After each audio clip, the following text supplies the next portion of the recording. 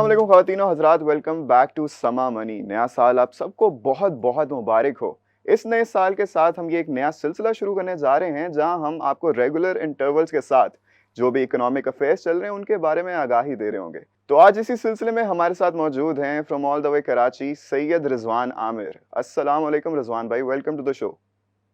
वालेकुम अस्सलाम गजाल वालेकुम सलाम। अच्छा रिजवान भाई, थोड़ा सा बताइएगा कि 2023 जो था वो बड़ा मायूस गुजरा हम सब के लिए, क्योंकि मसाइल बड़े ज़्यादा थे, वसाइल बड़े कम। तो मैं आपसे जानना चाह रहा हूँ कि स्टॉक मार्केट के हिसाब से अगर देखा जाए तो शेयर होल्डर्स के लिए, कंपनीज के लिए, इन्वेस्टर्स के लिए 2023 का साल कैसा था? गजाल देखो, स्टॉक मार्केट जो है ना उसके सरमायाकारों के लिए तो ये साल एक बहुत ही अच्छा साल रहा 2023। गो के बहुत मुश्किल माशी सूरत पाकिस्तान ने देखी। अगर आप बात जी। करें 2023 की तो जून तक जो हमारी कंडीशन थी, हम डिफॉल्ट के करीब आए हुए थे और पाकिस्तान डिफॉल्ट करने जा रहा था और बहुत ही मायूस कुन सूरत हाल थी। लेकिन उसके बाद जब आईएमएफ प्रोग्राम हुआ और आईएमएफ प्रोग्राम के बाद जो है चीजें जैसे जैसे वाजे होना शुरू हुई और उसमें फिर तब्दीली आना शुरू हुई और आहिस्ता आहिस्ता हमने माशी सूरत हाल को बेहतर होता हुआ देखा। देखो उसमें आपने देखा होगा कि पाकिस्तान का रुपया जो है वो कितना डी वैल्यू हुआ कि ये 340 बेशक। और 350 की सतह को भी इसने छू दिया था और बातें 400 जी। रुपए की जा रही थी। डॉलर यहाँ पे नापैद हो चुका था, डॉलराइजेशन हो रही थी, स्मगलिंग हो रही थी, होर्डिंग हो रही थी, ब्लैक मनी जो है वो उसको कन्वर्ट हो रही थी, सारा पैसा पाकिस्तान का प्राइस कैपिटल हो रहा था और पाकिस्तान डिफॉल्ट की पोजीशन पे था और बहुत ज्यादा मायूस बातें की जा रही थी। लेकिन ये सारी चीजें जब आपने देखा कि गवर्नमेंट फॉर्म हुई, निगरान हुकूमत बनी, निगरान हुकूमत से पहले पीडीएम आई। पीडीएम ने कुछ मुश्किल माशी फैसले किए जिनको आगे लेके जो है वो निगरान हुकूमत चली और आपने एक एसआईएफसी बनती हुई देखी, खसूसी सहूलत सरमाकारी कौंसल। ये कौंसिल वो जी। थी जिसपे तमाम बड़े जो है वो क्या कहते हैं जो पॉलिसी मेकर हैं और जो डिसीजन मेकिंग करते हैं वो इस उसमें बैठे। आपने एक और मैं चीज को बड़ा मैं जरूर उसका जिक्र करना चाहूंगा जिसकी की वजह से बहुत बड़ा चेंज हमने देखा था। वो था कि आर्मी चीफ ना सिर्फ ये कि कराची आए और यहाँ पे ताज चोटी के जो ताजिर थे उनसे मिले, बल्कि वो उसी जी। दिन और ये मीटिंग पूरी पूरे मतलब 12 10 10 12 12 घंटे चली। ऐसा तारीख में पहले कभी नहीं हुआ था। फिर वो लाहौर गए, वहां बिजनेसमैनों से मिले, बैक टू बैक मीटिंग करी 12 12 10 10 घंटे की। और उसके बाद फिर उन ताजरों से तमाम तजावीज लेके और उनका उनका मोराल बूस्ट बूस्ट करके और उनको इत्मीनान दिलाकर उठे। तो हमने जो है वो बहुत सिग्निफिकेंट चेंजेस जो है वो मीशत पे देख भी ली। ना सिर्फ ये कि आईएमएफ से जो है स्टैंड बाई एग्रीमेंट जो है वो पीडीएम गवर्नमेंट कर गई बहरहाल, और उसके बाद उसको आगे लेके जो उसकी जो तमाम शराइ थी, जो उनका अहदाफ थे, वो पूरे जो है वो निगरान हुकूमत ने किए। फिर हमने वहां से जो है वो सूरत हाल जो है जो माशी सूरत हाल थी उसमें बेहतरी आती हुई देखी और उसी बेहतरी का असर था कि बाकी के 6 महीने स्टॉक मार्केट ने पलटा खाया। स्टॉक मार्केट जो बिल्कुल डिप्रेस थी वो ऐसी बड़ी कि उसने 2023 में अपने सरमायाकारों को, जिसने अगर यहाँ पे 1 लाख रुपए लगाए तो वो 50 से 55 हजार रुपए कमा कर गया। यानी कि 55% रिटर्न दिया, 55% रिटर्न दिया स्टॉक 55% मार्केट रिटर्न ने मिले। 2023 में 55% रिटर्न दिया। ये एक पूरे 5 सालों बाद इतना कोई रिटर्न स्टॉक मार्केट ने दिया। और अब स्टॉक मार्केट में आपने ये भी देखा कि 40,400 के जो स्टॉक मार्केट थी 2023 जनवरी में, वो बढ़ते बढ़ते जो है वो 67,000 की तारीखी सतह को भी उसने छुआ। और वो जब ये साल खत्म हो रहा था 2023, तो वो जब बंद हुई तो वो 62,451 यानी 62,500 के लेवल में बंदी। 22,000 पॉइंट से ज्यादा का, सॉरी 64,400।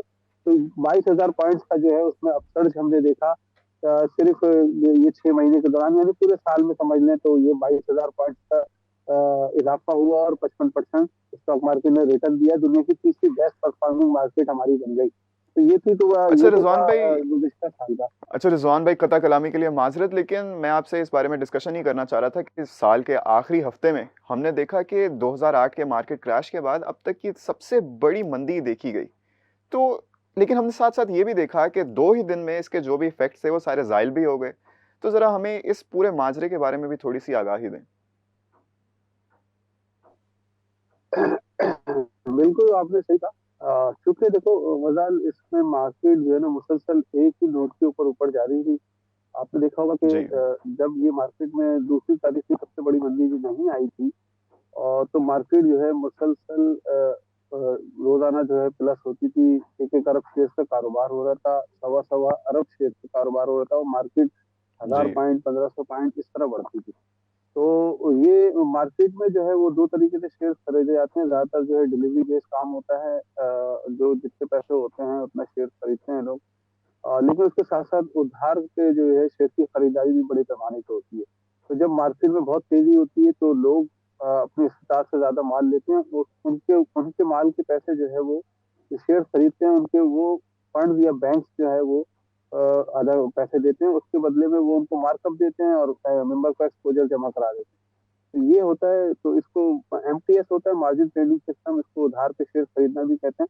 तो जो ये बदले का कारोबार होता है, ये बदले का कारोबार का जो माली हजम था ये 42 अरब रुपए तक पहुँच गया था और इस पर जो है वो जो मार्कअप दिया जा रहा था वो उसकी शरह भी बढ़ते-बढ़ते 23-24% से जो है वो 30% पे जा पहुँची थी। तो आपको पता है 30%। बुनियादी शरह सूद जो है वो 22% है, वो 30% बदले का जी, रेट पहुँच गया था। इसीलिए पहुँच गया था क्योंकि बदला जो है वो बहुत ज़्यादा हो गया था और बहुत ज़्यादा रेट पे मिल रहा था। तो जब ये बदला इतने ज़्यादा रेट पे पहुँचा और बदले का माली हजम इतना ज़्यादा हुआ, तो मार्केट ने जब वहाँ से मार्केट में नेगेटिविटी आई, मार्केट ने करेक्शन लेना शुरू करी, तो लोग एकदम घबरा गए। जिन्होंने भी उधार पे शेयर खरीदे हुए थे, उन्होंने धड़ाधड़ मार्केट शेयर फरोख्त करना शुरू किए। मार्केट एकदम सेलिंग प्रेशर बढ़ा मार्केट में, तो हमने ये देखा कि मार्केट में बहुत बड़ी जो है क्या कहते हैं मंदी आ गई उस दिन और 42 अरब रुपए का जो बदला था, जब वो कम होके 30 अरब 32 अरब रुपए पे आया, तो फिर हमने मार्केट को दोबारा संभलते हुए भी देख लिया। तो उसकी एक बड़ी वजह जो है वो यही थी कि बदला मार्केट में बहुत ज़्यादा हो गया था और उसके रेट बहुत ज़्यादा हाई हो गए थे। यानी कि अगर आपको पैसे आप कमा रहे हैं 3 के आप ₹100 कमा रहे हैं तो आपको जो है वो ₹30 निकालने पड़ रहे थे मार्कअप देने वालों को मार्कअप को जिनका मार्कअप देना है उनको देने के लिए। तो ये था एक लेकिन उसके साथ-साथ कुछ पॉलिटिकल न्यूज़ भी थी, कुछ अनसर्टेनिटी भी थी। कुछ इंतखाबात आगे-पीछे होने की, मुलतवी होने के या देर से लेट होने की भी बातें हो रही थी और जो है वो क्या कहते हैं जैसे ही सुप्रीम कोर्ट ने जो है वो क्या कहते हैं इस पे एक्शन लिया और कहा कि हर सूरत इंतखाबात 8 फरवरी को ही होंगे। तो उसके अगले दिन हमने मार्केट को जो है वो एक बड़ी जो है वो कुछ लोग इसको इससे रिलेट कर रहे हैं कि ये भी थी खबर जिसके इम्पैक्ट मार्केट में पड़ा। लेकिन जो माहिरीन है उनका कहना ये है कि ये खबर नेगेटिव नहीं थी बल्कि तो पॉजिटिव न्यूज़ थी मार्केट के लिए इन द लॉन्ग टर्म क्योंकि बीएसई भी खत्म कर दी थी सुप्रीम कोर्ट ने और कहा था कि 8 फरवरी को ही होंगे। तो फिर हमने मार्केट को दोबारा बढ़ते हुए देखा मार्केट में अब एवरेज जो डेली वॉल्यूम है वो 60-70 करोड़ का बन रहा है। हर रोज ही इतने शेयर ट्रेड होते हैं। तो अगर कोई बेचता है तो कोई लेता भी है। तो ये मैं और आप छोटे सरमायाकार तो नहीं होते, यकीनन ये बड़े फंड्स होते हैं और सारे उधार पे नहीं बेशक। खरीद रहे होते। ज़्यादातर जो है वो डिलीवरी बेस्ड काम हो रहा है स्टॉक मार्केट में। बड़े लोग जो है वो उन्होंने शेयर्स अपने हाथ में रखे हुए हैं, वो माल छोड़ नहीं रहे हैं। ये मैं आपको अंदर की न्यूज़ स्टॉक मार्केट की दे रहा हूँ। उसमें इसके अलावा जो है आपने एक और चीज़ देखी होगी कि पाकिस्तान स्टॉक मार्केट में 2 महीनों में आपने फॉरेन इन्वेस्टमेंट के हवाले से जो नंबर्स हमने देखे वो बड़े जी, खुशनुमा थे। और बहुत बेहतर थे, पॉज़िटिव थे। उसमें हमने देखा कि कोई $7 करोड़ से ज़्यादा की जो है वो इन्वेस्टमेंट हमने नेट जो है बाइंग देखी है गोरे की तरफ से। तो जब गोरा मार्केट में आता है तो यहाँ पे पाकिस्तान में थोड़ा-सा वो भी है कि गोरा अगर माल ले रहा है तो यकीनन कोई वजह होगी इसकी और वो रिलायबिलिटी बढ़ इन्वेस्टमेंट जाती कर है ना, रहे हैं। कॉलोनियल माइंडसेट से नहीं हम निकल पाए। हम लोग भी जो है वो सरमायाकार भी इस मार्केट में सरगर्म हो जाते हैं। तो इसीलिए मार्केट बेशक। में फिर 2 दिन अच्छी तेज़ी आई, फिर 1 दिन जो है मार्केट ने अभी 3 दिन पहले जो तारीख की दूसरी सबसे बड़ी तेज़ी रूनुमा आई 2210 पॉइंट मार्केट बढ़ी। लेकिन गदर वो जी, जो जी, मार्केट ने अभी 3 दिन पहले जो दू तारीख की दूसरी सबसे बड़ी तेज़ी दिखाई थी, उसकी बुनियादी जी, वजह जो है वो एक खबर थी। और वो खबर ये थी कि चूँकि 11 जनवरी को आईएमएफ के बोर्ड की मीटिंग हो रही है, उस बोर्ड की मीटिंग के एजेंडे पे पाकिस्तान शामिल है। उसमें ये खबर आ गई थी कि पाकिस्तान के एजेंडे में शामिल है, पाकिस्तान को ये चीज़ क्योंकि पाकिस्तान तमाम शराइतें पूरी कर चुका है तकरीबन और तो उसकी वजह से पाकिस्तान को ये $700 मिलियन की किस्त तो मिल ही जाएगी।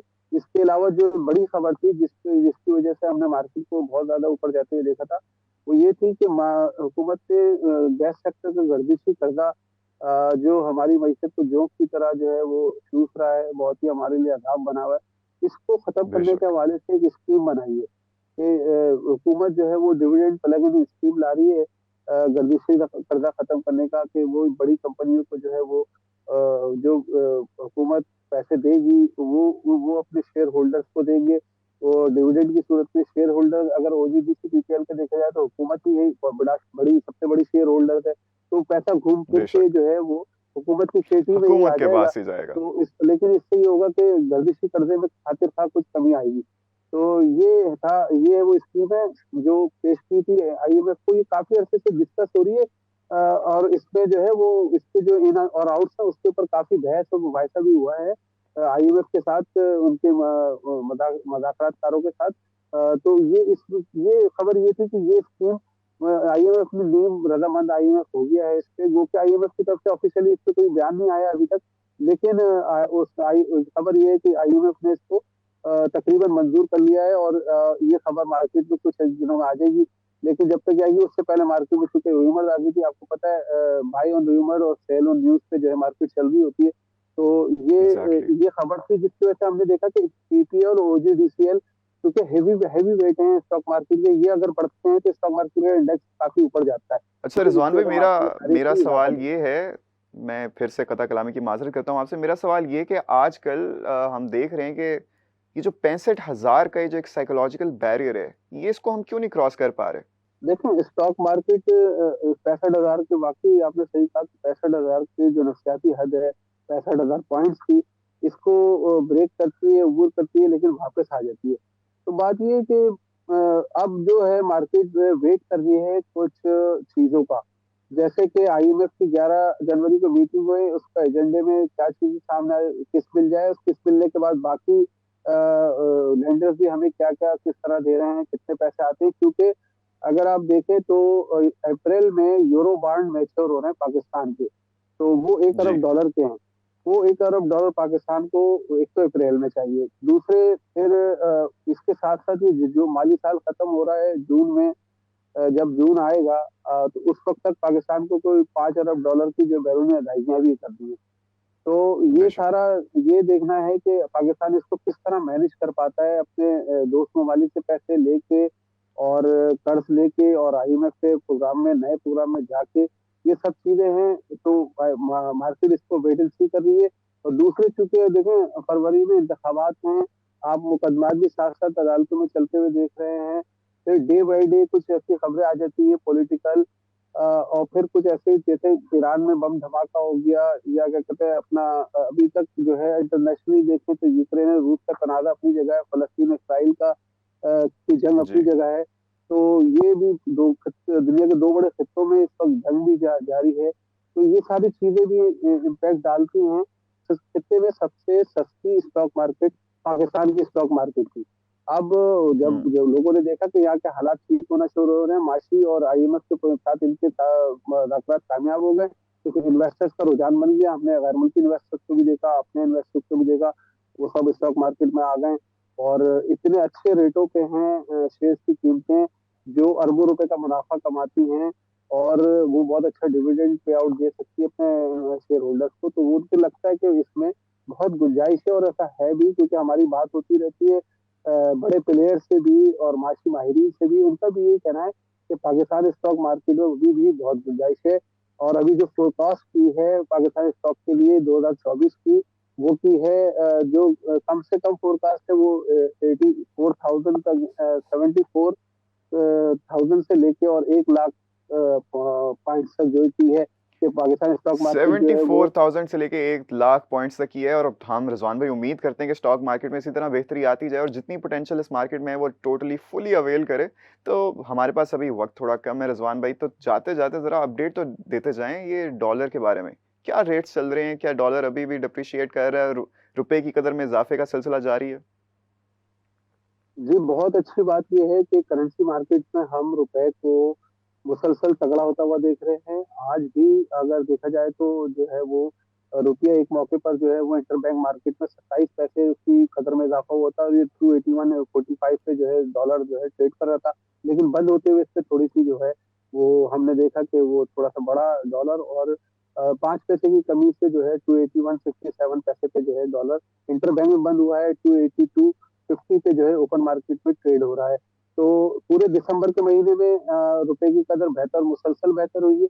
और अब जो जनवरी का नया साल शुरू हुआ है जनवरी में, और इसमें भी पूरे हफ्ते में हमने डॉलर को की कदर को गिरते हुए देखा है। और करेंसी मार्केट में ज़रूर मतलब की सप्लाई बेहतर है, डिमांड इस वक्त कम जी। है।